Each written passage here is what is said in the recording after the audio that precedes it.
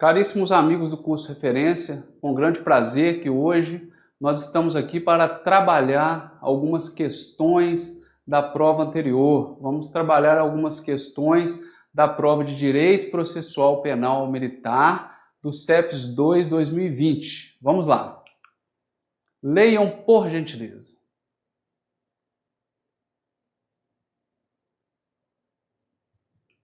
Vejam bem.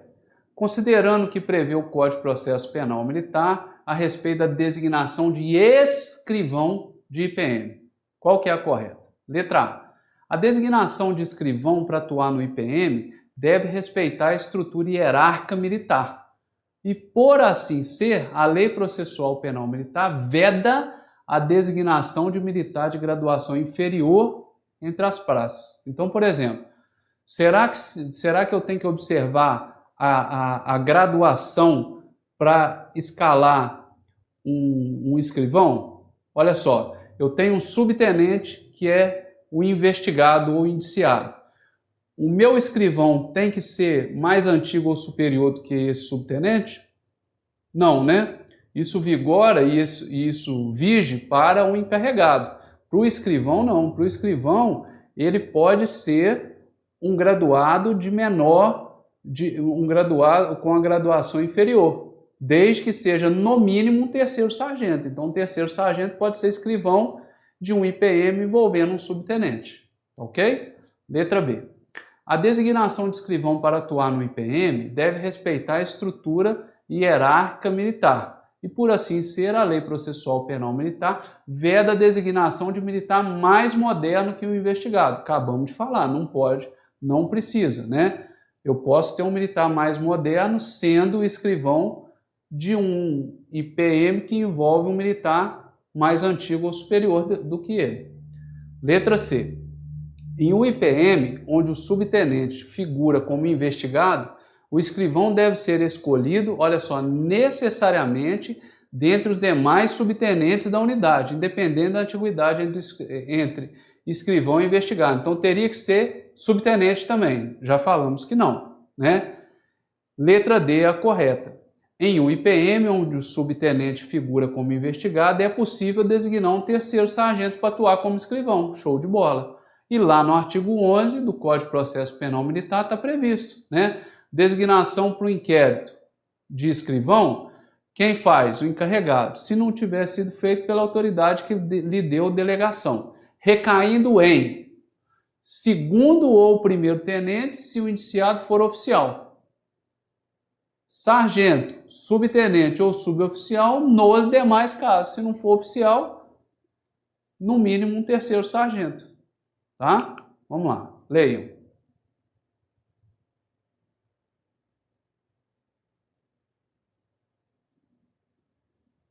Vejam bem. Marcar VOF. O escrivão é o fiel colaborador do encarregado, do inquérito. Trabalha sob o compromisso de manter sigilo e de não cumprir as determinações do CPPM. Óbvio que não, né? Ele tem que cumprir o que está previsto na lei, Código de Processo Penal Militar. Segundo, as autoridades enunciadas no artigo 7º detêm o poder da Polícia Judiciária Militar, cuja competência está lá no artigo 8º, tá certo? Exatamente isso. A Justiça Militar Estadual, em alguns casos, pode julgar civis, por expressa permissão constitucional, diferente da Justiça Militar da União, que tem essa competência geral. Então, a Justiça Militar Estadual tem competência restrita, só julga militares estaduais, não julga civil, em nenhum caso, tá?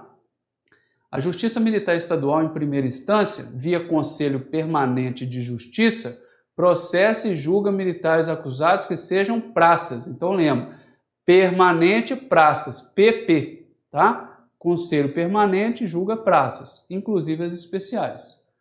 Os Conselhos Especiais de Justiça processam e julgam os delitos previstos na legislação penal militar em que são acusados oficiais, até o posto de coronel. Estes dissolvem-se somente após concluídos seus trabalhos. Então, aquele conselho é montado para acompanhar todo o processo, não é por um tempo igual acontece no conselho permanente. Ok? Leia.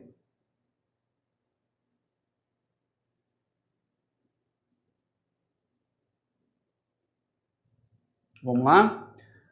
Compete à Justiça Militar Estadual processar e julgar os militares dos estados nos crimes definidos em lei. Quais os crimes? Crimes comuns podem? Não, então ali está o erro. Letra B. Processar e julgar os militares das Forças Armadas? Justiça Militar Estadual? Olha o erro aí. Letra C. Processar e julgar os militares dos estados, beleza, nos crimes militares, beleza, definidos em lei. E também, depois da emenda constitucional 45, as ações judiciais contra atos disciplinares militares. Show de bola, é o que prevê lá o artigo 125 da Constituição Federal, parágrafo 4º, né? Letra D. Processar e julgar os militares das Forças Armadas já está errado, né? Nem precisa de ler o resto. Justiça Militar não julga militares das Forças Armadas. Leiam.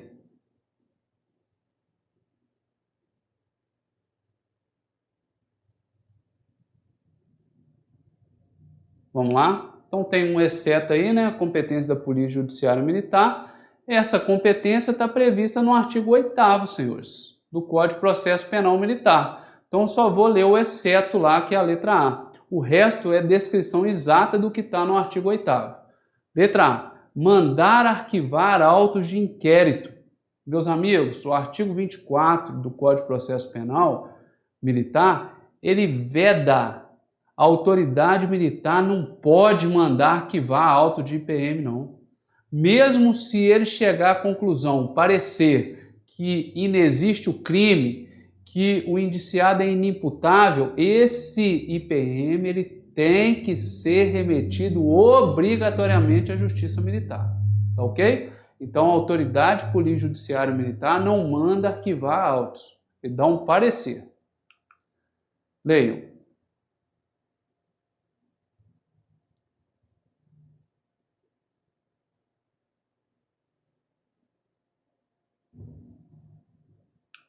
Vamos lá? Então vamos lá. Olha só, essa alternativa ela traz uma série de palavras, não é, que não correspondem ao sentido. Então na letra A fala de conselhos excedentes de justiça, de conselhos jurídicos. A letra B fala que a segunda instância da Justiça Militar, ela é o Superior Tribunal de Justiça Militar, perfeito?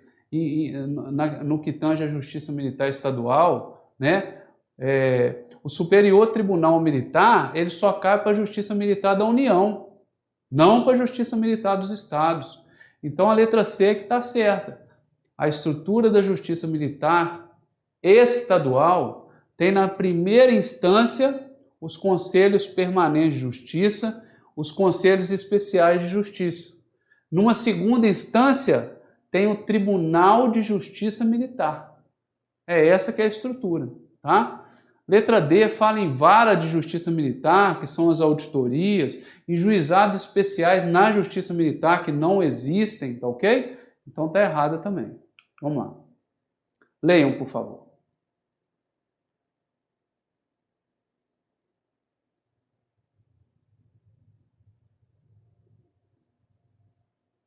Vamos lá. Olha só.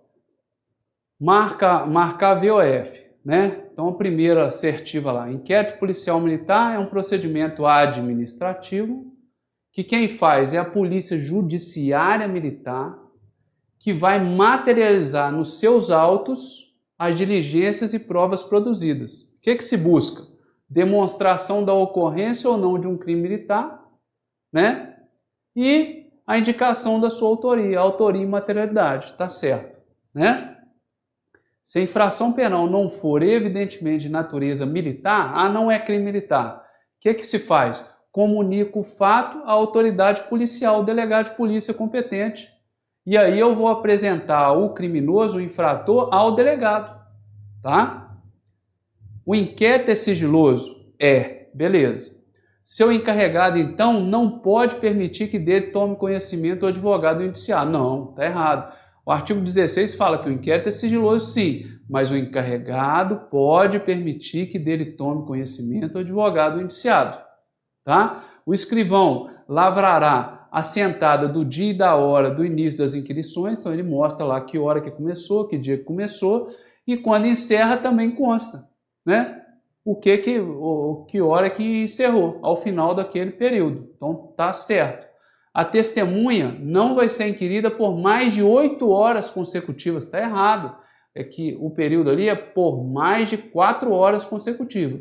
Se for mais de 4 horas, eu tenho necessariamente que facultar, que dar a opção da testemunha de um descanso de meia hora. Perfeito? Se for prosseguir além das 4 horas. Leiam.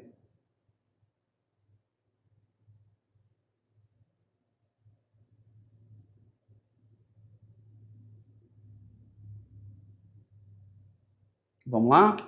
Olha só. Sobre o inquérito policial militar. O inquérito é iniciado mediante portaria. Até aqui, ok. Quando de sindicância é feita em âmbito de jurisdição militar. Show! Que resulte indício de existência de infração penal comum. Então, inquérito policial com infração penal comum não tem jeito, né, gente?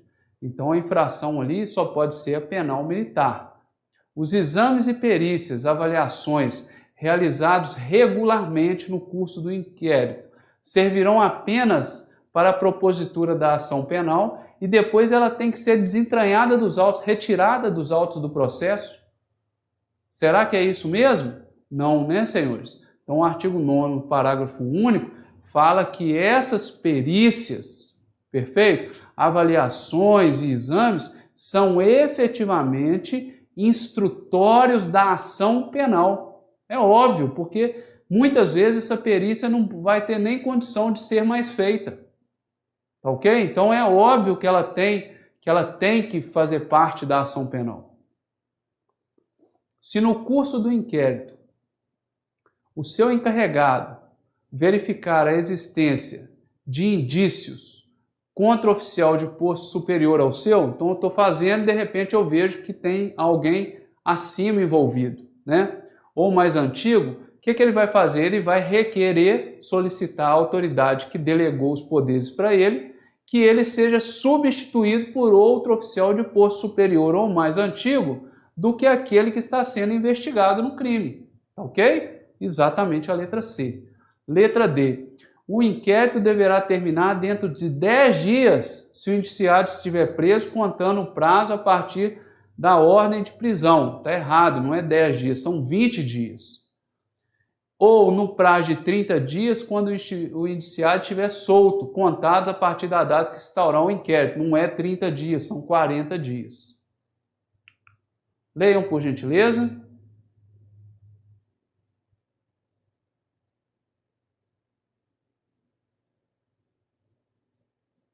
Vamos lá.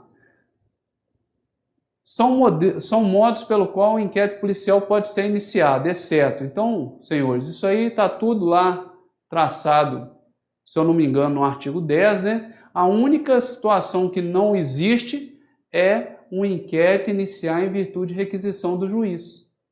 É em virtude de requisição do Ministério Público. Por quê? Porque o juiz é um cidadão que tem que ser imparcial. Perfeito? Então ele não pode entrar nessa seara da investigação. Não cabe a ele. Por quê? Porque ao final ele tem que decidir, senão ele se contamina. Ele acaba por não ter essa legitimidade para chegar ao seu veredito. Então ele não é em virtude da requisição do juiz, e sim do Ministério Público. Leiam, por favor.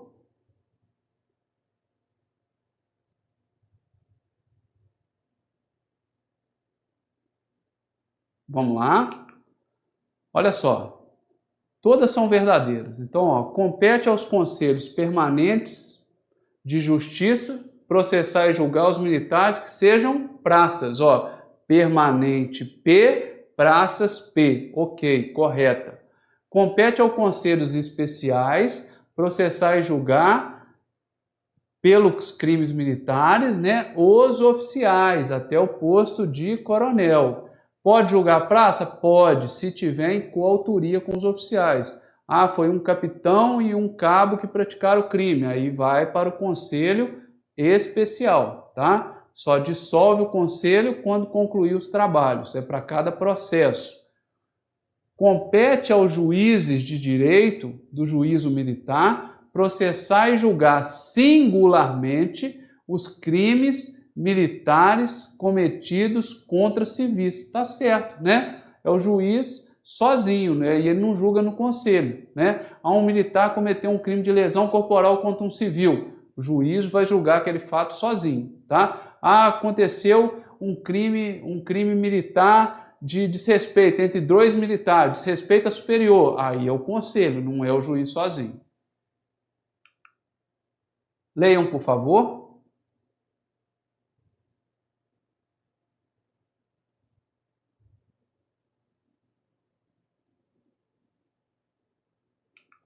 Vamos lá. Em relação ao IPM, é correto afirmar: inquérito policial militar caracteriza por exigir, olha só, sigilo absoluto, previsto de forma expressa no Código de Processo Penal Militar, de modo que veda-se ao advogado e ao investigado o acesso aos autos do procedimento investigatório. Não, o inquérito é sigiloso? É.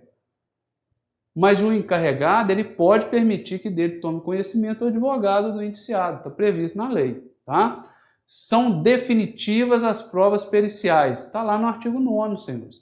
É o que eu falei, muitas provas não tem como ser repetida, né? Então ele prevê que são efetivamente instrutórios da ação penal essas provas. Letra C. Ao encarregado é vedada a representação, a fim de que seja decretada prisão preventiva. Então o encarregado não pode pedir prisão preventiva ao juiz? O artigo 8º fala exatamente o contrário, que uma das competências da Polícia Judiciária Militar é representar aos juízes acerca dessa prisão preventiva. Deverá terminar dentro de 20 dias se o indiciado estiver solto. Está errado. 20 dias é para o indiciado preso, 40 dias para o indiciado solto. Vamos lá. Prosseguindo. Leiam.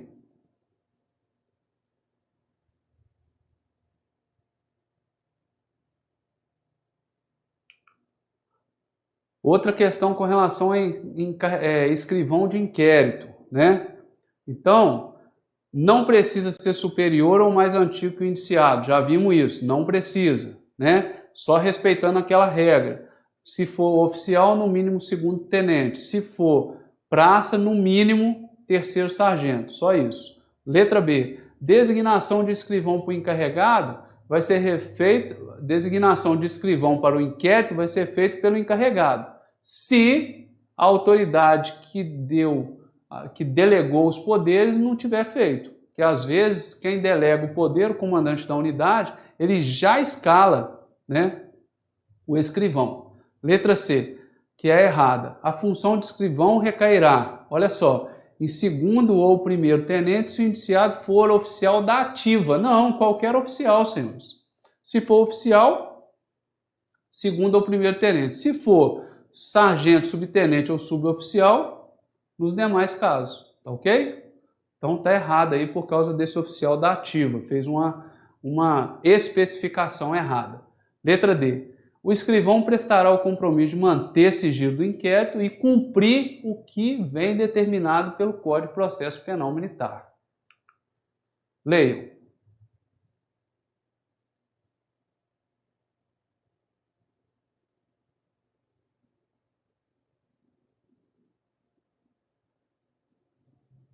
Vamos lá? Em relação a essa delegação do exercício de polícia judiciária militar, né? Então, ó, polícia judiciária militar, eu tenho a autoridade delegante, que é o comandante da unidade, e ele delega para oficiais da ativa, né? Autoridade delegada. Então, vamos lá, letra A. Se o indiciado é oficial da reserva ou reformado, não prevalece para a delegação a necessidade de oficial de posto superior ao do indiciado, né? Não é, o posto superior, não. O artigo 7º, parágrafo 4º, ele fala que não prevalece para essa delegação, nesse caso, a antiguidade de posto. Agora tem que ser superior, óbvio, né? Eu não posso ter um major, né, da reserva como indiciado e um capitão da ativa como o encarregado do inquérito, né? Eu não vejo nesse caso, é a antiguidade, ok? Superioridade tem que ter. Letra B. Deverá recair em oficial de posto superior ao do indiciado, seja este oficial da ativa, da reserva, remunerado ou não, ou reformado. Então, ó, recair em oficial superior ao indiciado, tá certo, né? Não sendo possível a designação de oficial de posto superior daquele que está sendo indiciado, qual que é a segunda opção? A segunda opção é designar um de mesmo posto, desde que mais antigo. Letra D. Obedecidas as normas regulamentares de jurisdição, hierarquia e comando, o poder de polícia judiciária militar, ele pode ser delegado. E agora sim, aos oficiais da ativa. Não é para todo sempre, é para aquele fim especificado, para fazer aquele PM, para fazer aquele APF. Ok? Vamos lá, leiam.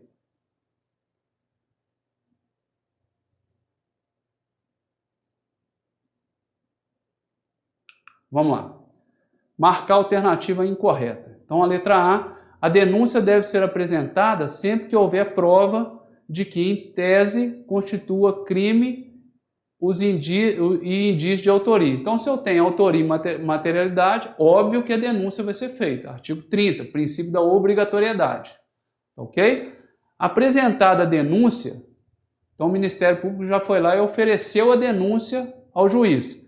Poderá ele desistir da ação penal, desde que de forma motivada. Não pode. O artigo 32 fala, depois que o MP apresentou a denúncia, ele não pode desistir da ação. O juiz recebeu e vai tocar o barco. Agora o juiz é o dono do processo. Letra C. Qualquer pessoa, no exercício do direito à representação, ele pode provocar a iniciativa do MP. Ele vai fornecer ao MP indícios, né, de autoria e materialidade do crime militar e o MP vai tocar o barco, vai mandar investigar, vai entrar no circuito, ok?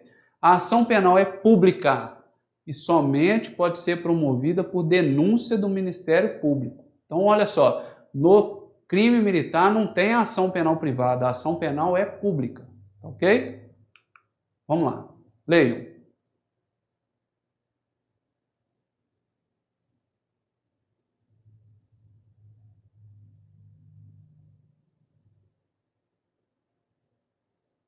Vamos lá. Em relação ao IPM, é correto afirmar. Letra A. A autoridade militar não poderá mandar arquivar o inquérito, embora conclusivo da inexistência do crime ou inimputabilidade do indiciado. É o que prevê o artigo 24. Terminou. Parecer vai para a Justiça Militar. Tá ok? Não fica arquivado na unidade. Letra B. IPM é uma apuração sumária do fato. Show de bola. Em tese, para apurar o crime e a autoria. Tá ok? Não tendo, no entanto, um valor jurídico.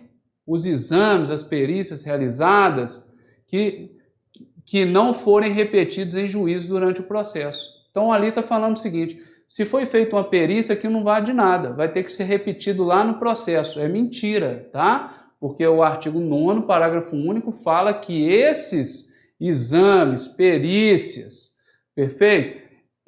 Avaliações, eles são efetivamente instrutórios da ação penal, fazem parte já da ação penal, ok? Letra C.